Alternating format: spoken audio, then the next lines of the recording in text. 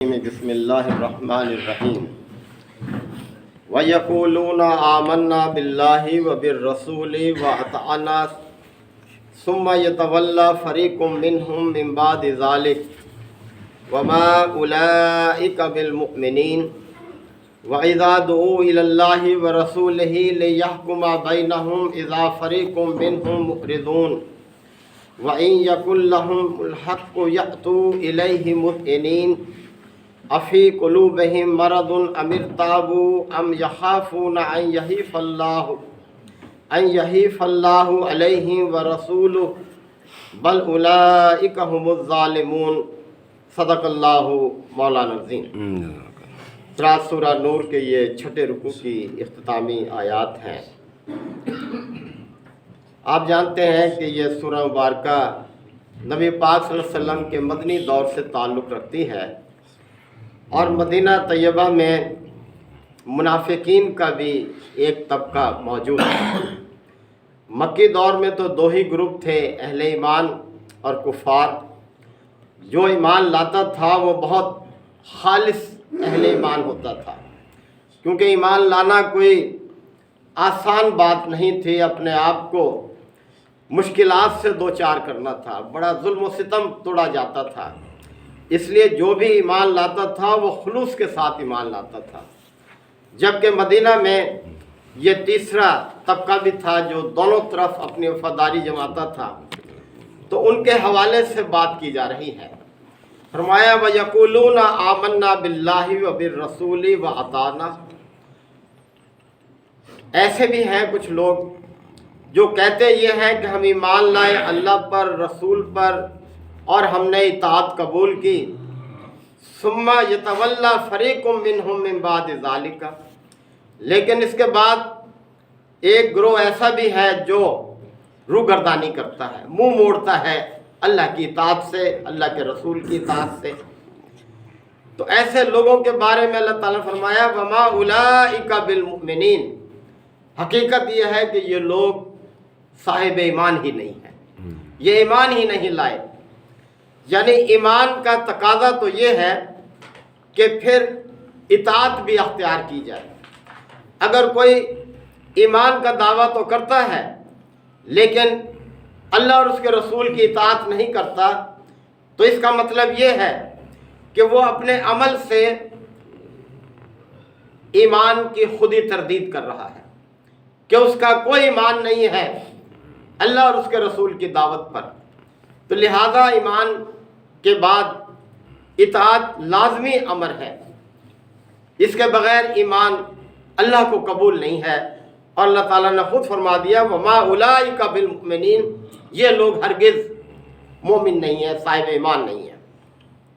وَإِذَا دُعُوا إِلَى اللَّهِ وَرَسُولِهِ، اور ان کا رویہ یہ ہے کہ جب انہیں بلایا جاتا ہے اللہ اور اس کے رسول کی طرف، لِيَحْكُمَ بَيْنَهُمْ، تاکہ رسول ان کے معاملات کا، ان کے مقدمات کا فیصلہ کرے۔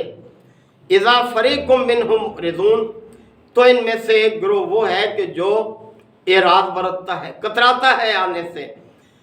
مطلب یہ ہے کہ اللہ کے رسول کا بلانا اللہ ہی کا بلانا ہے، اللہ کے رسول کا لوگوں کے معاملات میں فیصلہ کرنا ایسے ہی ہے جیسے اللہ فیصلہ کر رہا ہے، یعنی اس کا بلانا کوئی معمولی بلانا نہیں ہے۔ تو یہ لوگ جو کہ دعویٰ ایمان تو کرتے ہیں لیکن اطاعت سے دور ہیں، اور جب ان کو اللہ اور رسول کی طرف بلایا جاتا ہے کہ بھئی تمہارے معاملات کا فیصلہ کیا جائے، تو اعراض برتتے ہیں، منہ موڑتے ہیں، اس طرف آتے نہیں ہیں۔ وَإِن يَكُن لَهُمُ الْحَقُّ يَأْتُوا إِلَيْهِم مُذْعِنِينَ، اور پھر فرمایا کہ اگر حق ان کی موافقت میں ہو تو پھر تو بڑے اطاعت گزار بن کے آ جاتے ہیں رسول کی طرف۔ یعنی کیسا ہے ان کا رویہ کہ اگر حق ان کی موافقت میں ہو تو پھر تو قبول ہے، اور اگر حق سے ان کے مفادات پر زد پڑتی ہے تو پھر اس سے منہ موڑتے ہیں۔ تو پھر یہ اللہ کی اطاعت کو قبول کرنے والے نہیں ہیں، بلکہ اپنے نفس کی اطاعت کر رہے ہیں۔ اللہ کی اطاعت ہو تو ہر معاملے میں ہو جو اللہ نے احکامات دیے ہیں، یہ نہیں کہ کسی معاملے میں تو اللہ کی اطاعت کر لیں اور بعض معاملات میں اپنے نفس کی اطاعت کر لیں، وہ اطاعت ہے ہی نہیں اللہ کی اطاعت۔ تو فرمایا کہ طریقہ تو یہ ہونا چاہیے جیسے کہ مقام پر فرمایا کہ وما آتاکم الرسول فخذوہ، رسول جو کچھ بھی تمہیں دے اس پر مضبوطی سے کاربند ہو جاؤ، وما نہاکم عنہ فانتہوا، اور جس چیز سے وہ تمہیں روکے اس سے باز آ جاؤ، اس سے پیچھے ہٹ جاؤ۔ یعنی یہ ہے حقیقی اطاعت کہ اللہ اور اس کے رسول کے ہر حکم کے آگے سر تسلیم خم کیا جائے اور اپنی خواہشات کو ایک طرف رکھا جائے، اپنی خواہشات کو بھی تابع کر دیا جائے اللہ اور اس کے رسول کی رضا کے۔ حقیقی اطاعت وہی ہے۔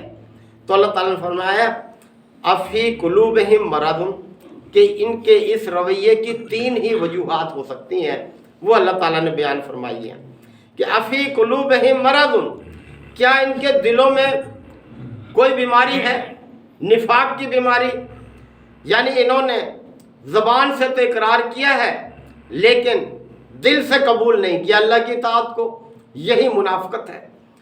اور پھر یہ کہ امر تابو، یا یہ کہ یہ لوگ شک میں پڑے ہوئے ہیں، یعنی ایمان کا دعویٰ کرنے کے بعد انہیں یقین نہیں ہے اس بات پر کہ اللہ کا یہ رسول واقعی رسول ہے، اللہ کی یہ کتاب واقعی اللہ کی کتاب ہے، یہ قیامت نہ جانے قائم ہوگی کہ نہیں ہوگی، یعنی یا یہ لوگ شک میں پڑے ہوئے ہیں۔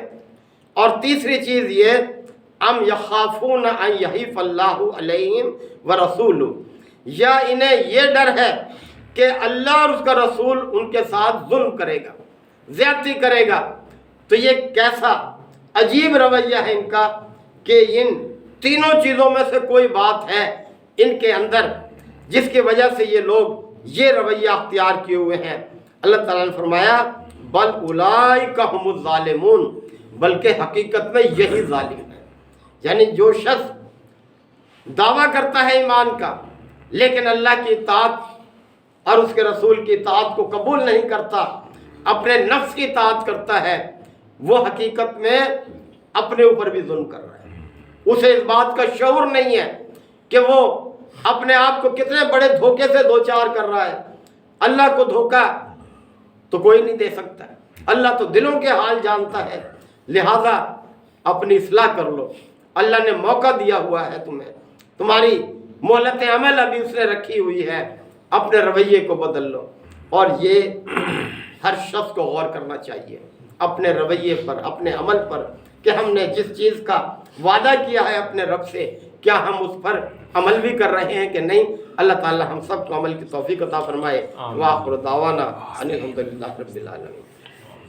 الحمدللہ وکفا وسلام علی عبادہ الذین اصطفی۔ ربنا آتنا فی الدنیا حسنہ وفی الآخرۃ حسنہ وقنا عذاب النار وادخلنا الجنۃ مع الابرار یا عزیز یا غفار یا رب العالمین۔ اللہم انک عفو کریم تحب العفو فاعف عنا۔ اللہم من احییتہ منا فاحیہ علی الاسلام ومن توفیتہ منا فتوفہ علی الایمان۔